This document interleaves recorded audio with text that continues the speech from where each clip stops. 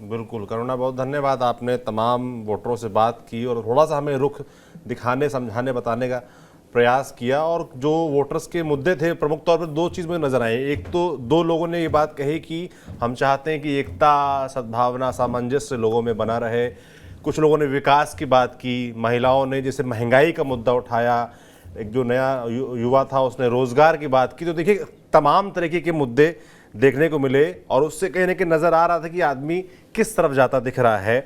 संदीप कुछ बोलना चाह रहे हैं। संदीप थोड़ा बताइए भाई, आपने सुना नई दिल्ली के वोटरों को, आपको क्या समझ में आया है कि क्या मुद्दा हावी रहने वाला है?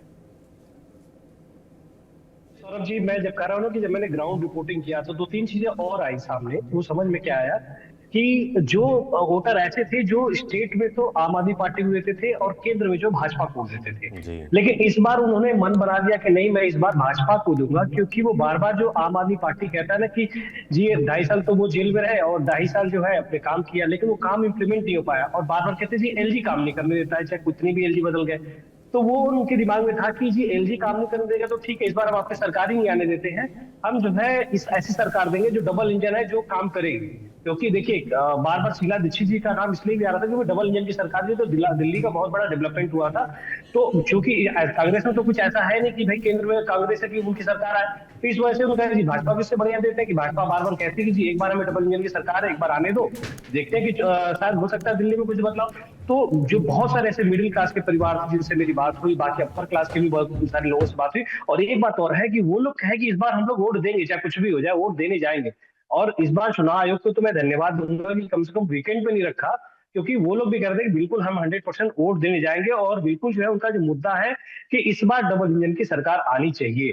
तो वो जाहिर सी बात है, वो किस उधर ही इशारा हो रहा था। तो कहीं ना कहीं, और ये स्पेशली मैं बात कर रहा हूँ उधर जो है आपके बदरपुर साइड वाला जो सरसा बिहार वाला एरिया है, उधर मैं जब गया था, उधर जो है उन लोग की जबकि उधर बहुत मजबूत है, पूर्वांचल का जो वोट है वो बहुत मजबूती से आम आदमी पार्टी को मिलता था, लेकिन कहीं ना कहीं वो डेंट पहुंच रहा है और वो वोट शिफ्ट हो रहा है। मैं बार बार, क्योंकि पंकज जी के साथ कई बार हम लोगों ने डिस्कशन इस पे किया था, तो इस बात पे हम लोग बहुत जोर दे के कहते भी थे कि जी बिल्कुल ऐसा ही कुछ होने वाला है। और ये चुनाव आसान नहीं है आम आदमी पार्टी के लिए, बहुत कठिन है।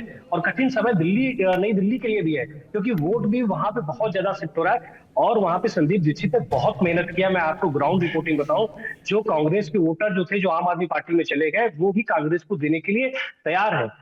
यही फायदा जो है प्रवेश वर्मा को मिल रहा है कि जो शिफ्ट हो रहा है वोटर जो है आम आदमी पार्टी से कांग्रेस की तरफ, वही कहीं ना कहीं प्रवेश वर्मा का फायदेमंद होगा और कहीं ना कहीं उनको फायदा पहुंचा रहा है सर। बिल्कुल। स्टूडियो से एक और गेस्ट हमारे साथ वरिष्ठ साथी विश्वेंद्र कुमार जी जुड़ गए हैं, उनसे भी इस चर्चा को आगे बढ़ाएंगे दिल्ली को लेकर जो लगातार हम कर रहे हैं।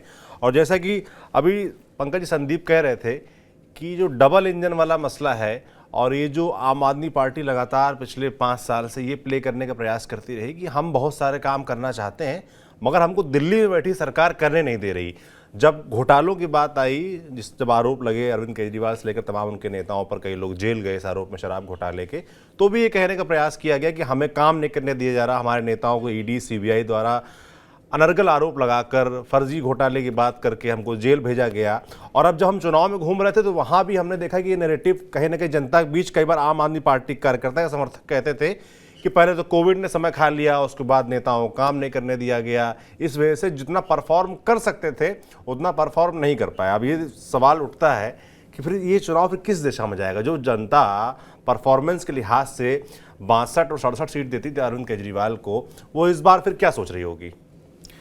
देखिए, आपको एक बात बहुत क्लैरिटी से बता दें, संदीप वर्मा भी बता रहे हैं, साथ ही साथ सत्येंद्र सिंह जुड़े हैं वो भी बता रहे हैं, विश्वेंद्र जी भी अभी आए हैं, बताएंगे कि आखिरकार चल क्या रहा है।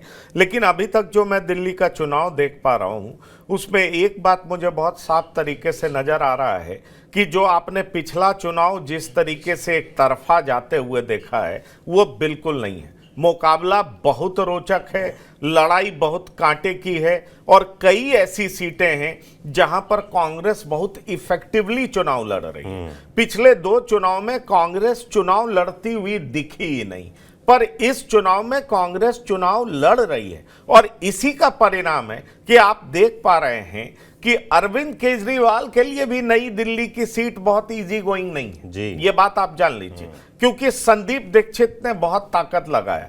हाँ ये ठीक है कि अरविंद ताकत भी केजरीवाल लगाई और कहीं ना कहीं लोगों को याद दिलाने का प्रयास भी बिल्कुल, किया मैं है। वही अपने कह रहा माताजी हूं, वो के दौर। हर तरीके से उन्होंने ये प्रयास किया। और संदीप दीक्षित अरविंद केजरीवाल के खिलाफ इस तरीके से बोलते रहे हैं, उससे एक बात बहुत साफ नजर आया है कि संदीप दीक्षित पूरे तरीके से अरविंद केजरीवाल को एक्सपोज करने में लगे हुए थे। पर एक गंभीर सवाल यह है कि अरविंद केजरीवाल आम आदमी पार्टी का चेहरा है। अगर अरविंद केजरीवाल कम वोटों से भी जीत जाते हैं तो निश्चित तौर पर एक बड़ी जीत मानी जाएगी, क्योंकि नई दिल्ली में यह ट्रायंगुलर फाइट है, इस बात से कोई इनकार नहीं कर सकता। बिल्कुल। अब आप आ जाइए कि आखिरकार क्या होने जा रहा है और जगहों पर। तो मैंने आपको पहले ही बताया कि और जगहों पर दिक्कत होगी, और दिक्कत इसलिए होगी क्योंकि कांग्रेस काफी एग्रेसिव है, आक्रामक कैंपेन कांग्रेस ने किया है। जहां तक कांग्रेस का प्रदेश इकाई है उसको यह बात समझ में आ रही है कि जब तक अरविंद केजरीवाल को नुकसान नहीं पहुंचाया जाएगा कांग्रेस का रिवाइवल संभव नहीं। और इसलिए कांग्रेस के जो प्रादेशिक नेता हैं, जो स्थानीय नेता हैं, आप चाहे किसी का भी नाम ले लीजिए, अजय माकन तो यहां तक कह चुके हैं कि 2013 में आम आदमी पार्टी को समर्थन देना हमारे लिए एक बड़ी भूल थी।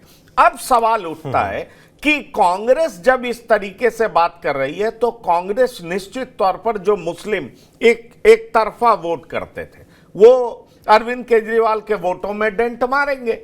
AIMIM कम से कम 2 सीट पर नुकसान पहुंचाएगी, वो है ओखला और वो है दूसरा मुस्तफाबाद। इन दोनों सीट पर आप कह नहीं मतलब इनकार नहीं कर सकते, जबकि ओवैसी 12 सीटों पर चुनाव लड़ रहे हैं, कांग्रेस भी 70 सीट पर चुनाव लड़ रही है। इसलिए मुझे यह साफ दिखाई पड़ रहा है कि ये लड़ाई जो है त्रिकोणीय है।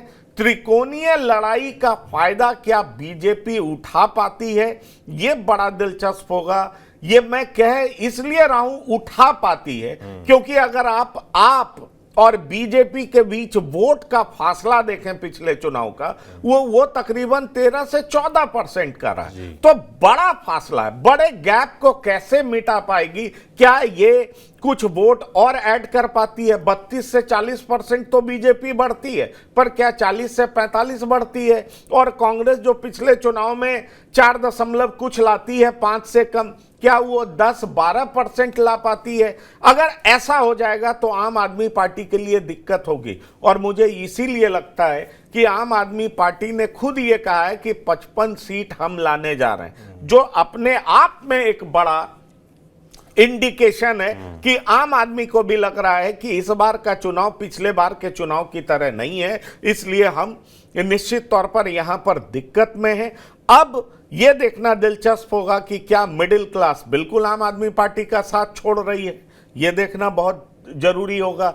महिलाओं के बीच में आम आदमी पार्टी की विश्वसनीयता क्यों रहती है? क्योंकि बड़ा स्ट्रैटेजिकली आम आदमी पार्टी ने गाली गलौज पार्टी, गुंडा पार्टी, महिलाओं के खिलाफ इन्होंने ये बोला, अगर महिलाओं में और कानून का अपराध का मसला उठा रही है आम आदमी पार्टी, उठाती हुई दिखी है। तो अब ऐसे में अगर महिलाओं को असुरक्षा महसूस होगा तो महिलाएं आम आदमी पार्टी के तरफ वोट कर सकती हैं। क्योंकि देखिए मैंने कुछ सर्वेज भी देखा है, पुरुषों में लगभग बराबर का तबका है, आबादी है जो दोनों को पसंद करती है, लेकिन महिलाओं में अभी भी ज्यादा आबादी आम आदमी पार्टी को पसंद करती है। ऐसे में कांग्रेस की एंट्री किस तरीके से आम आदमी को नुकसान पहुंचाती है, ये लगता है परिणाम के बाद ही पूरे तरीके से क्लियर हो पाएगा।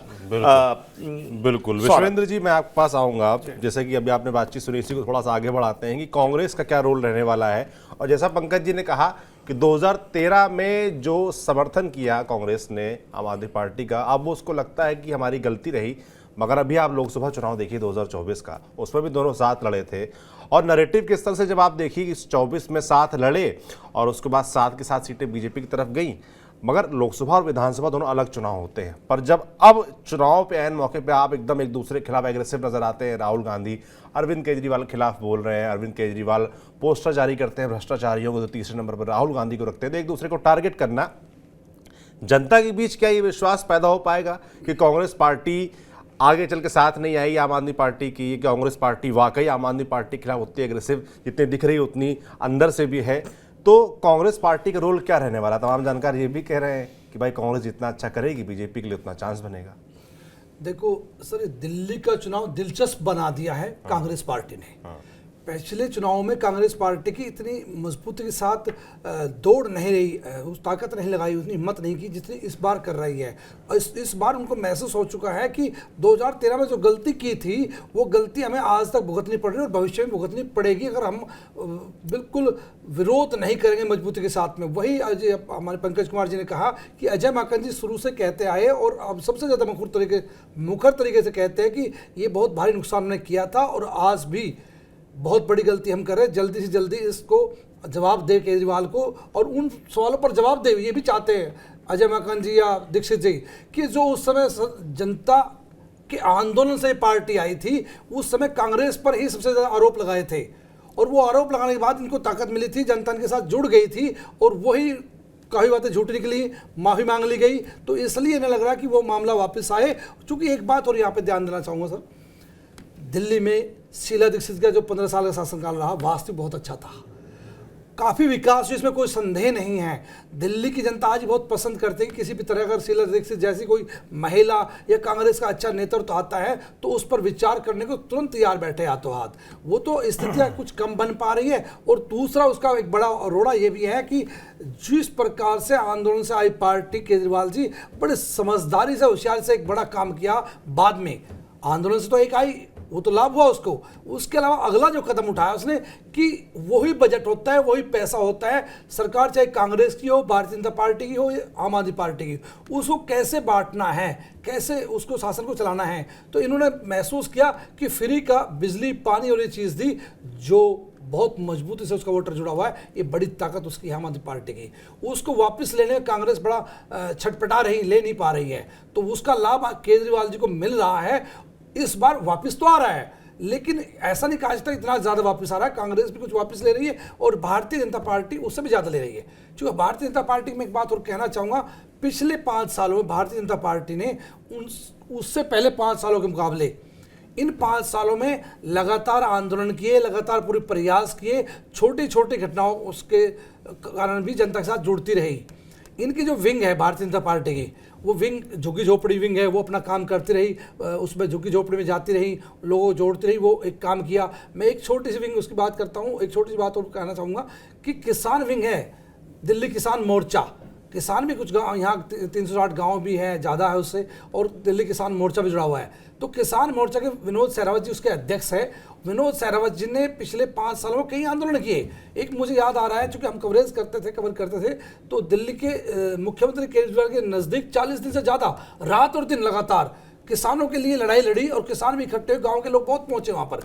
तो ऐसे कई आंदोलन किए बीजेपी ने और उनकी कई विंग ने, तो जिसका लाभ भारतीय जनता पार्टी को आज मिलने जा रहा है, ये इसमें कोई संदेह नहीं है। और उसके अगर अलग बात करें तो जो योजनाएं हैं जो भारतीय जनता पार्टी ने कुछ बढ़ाई है, उसका भी लाभ भारतीय जनता पार्टी को मिलेगा।